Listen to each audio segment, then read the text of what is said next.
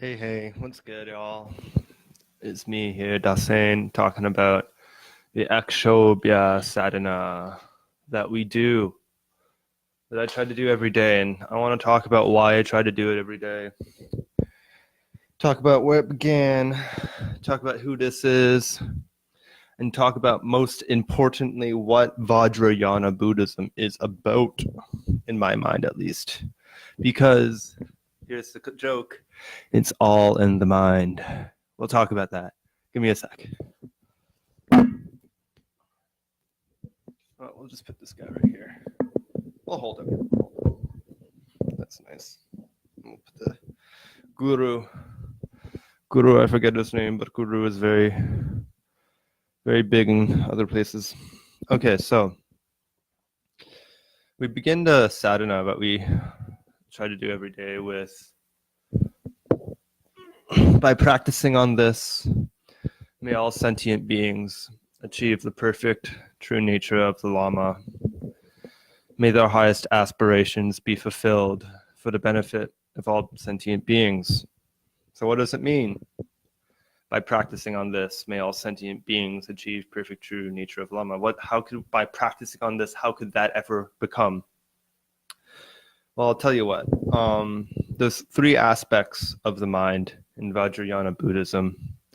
Vajrayana Buddhism is what's called the third vehicle. There is Theravada, the early Buddhism. There's Mahayana, the second turning of the Dharma wheel, and then there's Vajrayana, which is mainly in the northern India, Tibetan Plateau region.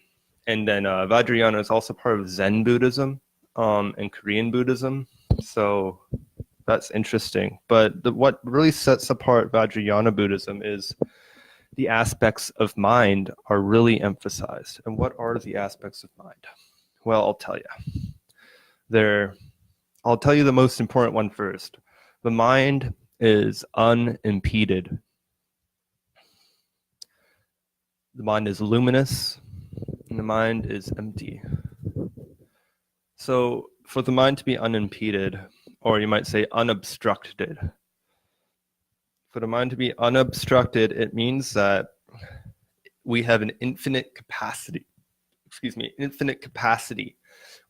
Our mind can put us into dense emotions, to the most amazing, supernal, highest vibe thought, to realms which everything is perfect, light, and the Dharma, the teachings are taught in the ways of smell, and everything is constantly blooming like a flower, ultimately unveiling itself. And the mind can also bring us down to the lower realms of hells, and we can imagine all kinds of hells.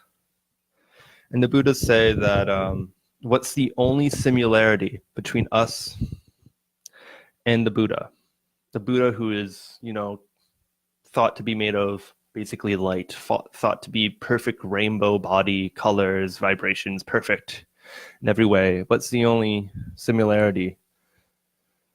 Well, it's because we both have mind. And so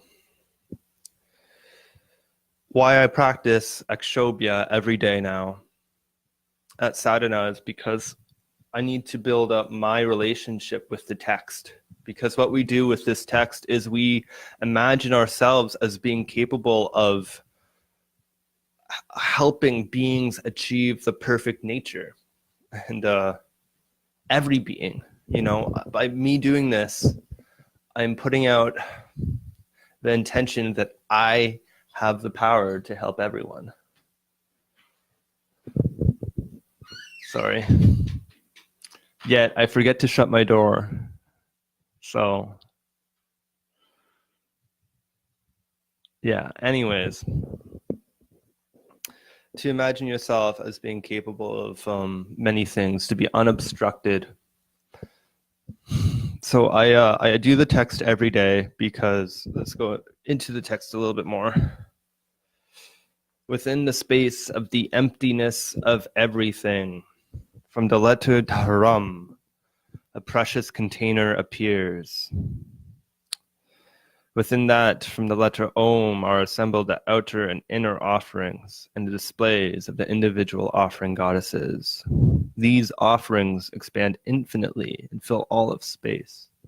So what great imagination from within the space of the emptiness of everything.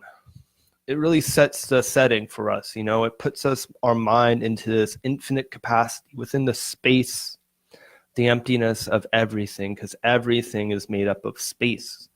Everything has a spatial dimension to it, and space is infinite.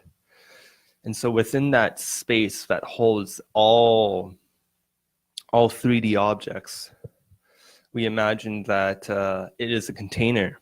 And in that container, there are offerings. And each offering has a goddess, a divinity behind it. And they expand infinitely. So it's like to build up your relation to this sort of text is important because you realize that, let's go into it a little bit more. A jeweled palace appears from within the emptiness, complete with all attributes. In the center of the palace, on a lotus and moon seat, I visualize myself as the Blessed One, vajrayAkshobhya. So here's the second part of Vajrayana Buddhism is visualization practice, of course. I already talked about the unobstructedness of the mind, and how important it is to visualize and to believe yourself to be able to imagine. It's so important for us to be able to imagine great things. Like imagine the world is harmony. Imagine that everyone actually has something good in them. That if you reach out a good hand towards, they will reach out a good hand back. That love will conquer hate in every situation. That we should love our enemies despite their intent.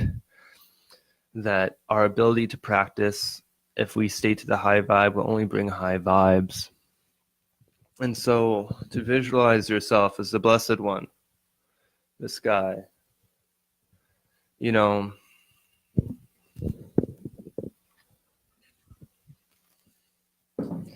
I think about this when I do it. His body is the color of the sky. And he sits in the Vajra posture amid billions of lights and light rays. So this is all in the mind. We enter into this what's called the pure land in the mind, and it's like medicine for your soul to just let yourself be perfect, to imagine yourself in a perfect setting, to let you speak perfectly, to have a perfect audience, to have perfect intention, to have, and it raises you up because we're so cast down in thinking of the world as so many obstacles in our way, of hindrances, of little things, nooks and crannies we have to work through. But it doesn't have to be like that. Life is happens in the moment, and if we give ourselves 10 minutes in a day, we don't have to go anywhere to go somewhere, if you know what I mean. We don't have to go anywhere to be transported somewhere, because we have our mind, and our mind will have that infinite capacity to imagine, and it's luminous and it's empty, so it's a container, and it's unobstructed, so it can just go, man. It can think of anything. Like, okay, here's an example. Classic example. You might think of a strawberry. Close your eyes and bring a delicious strawberry to your mind. Maybe it's glistening in the sun. It's plump, juicy bowl of strawberries. You have some dipping chocolate nearby. Imagine the taste of the strawberry. And it's a thought, but your mouth is watering, It's like our mind is so vivid that it'll make our bodies react as if it is there. Like our mouths will water in the sense of a strawberry, even though there's no strawberry around me. And so imagine what our bodies will do if we imagine a paradise or a perfectly ordered world in which we can sit and practice. And then how does this actually help people? Well, we need to put our intention out there, because I mean, on a very practical level, I think day-to-day living, we come across people who live in a very harsh world, and it's easy to be pulled into their harsh world. It's easy to be pulled into a person's harsh frame of mind. But likewise, if you have a frame of mind that is very strongly cemented in the ability to be a light force in the world, it's other people can see that too. You know, you smile at someone, you say it's a good day, you know. Oh, yeah. You just have the intention out there that it could be a good day, a great day. Could be a great day. So much to say, you know. I don't have the means to say it all. I just wanted to connect with y'all because I've been doing this sadhana every day. Oh, I've been meaning to. I used to do it every day. I've been doing it almost every day again. Because the more and more I do it, the more I realize that it's about yourself. You know, it says, I invite the courageous wisdom being to arrive without obstruction. Well, the courageous wisdom being is yourself, you know. And the arrival is arriving inside yourself. Without obstruction, it means it's just there, man. There's no traveling. You who purify the 3 poisons and sicknesses. Oh, here's the kicker, man. So you want to imagine the best thing ever, just the best thing ever, and then you want to give it all the power in the world. Like, the best thing ever is something that can heal everything, that can just transport bad things into good things, that has the patience to endure everything, that has the magnanimity to just influence everything, and you want to connect yourself with that. You want to let yourself channel that stuff, because then it welcomes into the world, you know, all that things. Please protect us from the fears of cyclic existence and wrongdoing. Please protect us from the fears of wrongdoing. Check it, man. That's an old one, you know. Pray, God, please protect me. Well, if you align yourself with God, you know, at least you'll never be assailed by truly malicious spirits, because you'll have your mind focused on the truth of the name. Om, by completely filling the entire element of space with clouds of offerings of great wisdom displays. You know, completely filling the entire element of space. Wow. What a thought. And the more we do it, the more we make real this kind of guy to our imagination, and the more we can embody his patience and embody his temperament.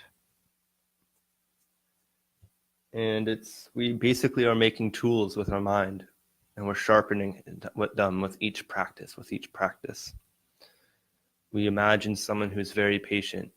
We imagine them very, very well, and we imagine the place they're in, and perhaps we realize that patience is rubbing off on us, because we appraise it. We praise it with all our body. We take refuge in it. And so this is the Akshobhya sadhana. Namo, name. You are the single embodiment of all the Buddha's compassion. The single embodiment of all the awakened beings' compassion. Deep blue in color, you have 1 face and 2 hands. So, you know, like when I start doing the sadhana, the first couple of days, it's like, why am I doing this? Who is this person? But I keep on doing it, and I realize, you know, you are the single embodiment of all the Buddha's compassion. What a beautiful thought. And you kind of keep on the descriptions and the visualizations you need in your heart and mind, bring it into reality more and more. You need to articulate when you practice bodhicitta. You need to articulate what you need. You don't just focus on a simple thought, on a simple feeling. You kind of say, you know, there's so many people out there, and they all have great stuff in them, and if we could just work together, then it won't be that hard actually, because we just have to put up the right mindset and things will start falling into place for us, and we can really have a beautiful area. So by God, we need to just, push it in the right direction. And then you start really embodying the motivation to do that, and it will take seed in you. And you keep on giving it water and light every day. Let that stuff come to the light every day. Glorious, compassionate one, I prostrate and praise you. Having vowed in the presence of the Buddhas of the 10 directions to purify the suffering of the lower realms, with great kindness and skill, you remove the obscurations of all beings by teaching in whatever form is needed. Akshobhya, I prostrate and praise you. Beautiful. So the main part of this is the visualization, and then after it is the mantra talking. Namo Ratnatraya Om Gangani Gangani Rotsani Rotsani Trotrani Trotrani Trasani Trasani Pratihana Pratihana Sarva Karma Parampara Name Swaha. And that's good, because it means hello to the three jewels, the higher self, the teachings, the spiritual community. Om. No sin, no sin, no fear, no fear, no shattering, no shattering, no burning, no burning, no scattering. All actions from before just, don't matter anymore. You can just completely transcend them in this moment if you just start doing it. Start locking it in. So wake up. Beautiful, beautiful sadhana. And it's hard for me to convey exactly why Vajrayana Buddhism is so powerful, other than we have to start entering into that stream and giving it more and more light. And eventually, those things become more real to us, the more power we give to them. And we might as well give power to the right things. They become luminous and enter into our mindset. And then we are those things. And so we can go out and be for the benefit of every person. And we can't do anything unless we do it for the benefit of all beings, because nothing in this world rotates around us, it rotates around everyone. Anyways, I wish I could probably order this better or cut it up, but it's live and that's how I like to do it. So get you around next time. Maybe we'll be short, maybe I'll have more to say, better along the line. So may these efforts and actions be for the welfare and betterment of all beings, so that they may contact the path of enlightenment and achieve a perfect true realization of the nature of mind. Peace.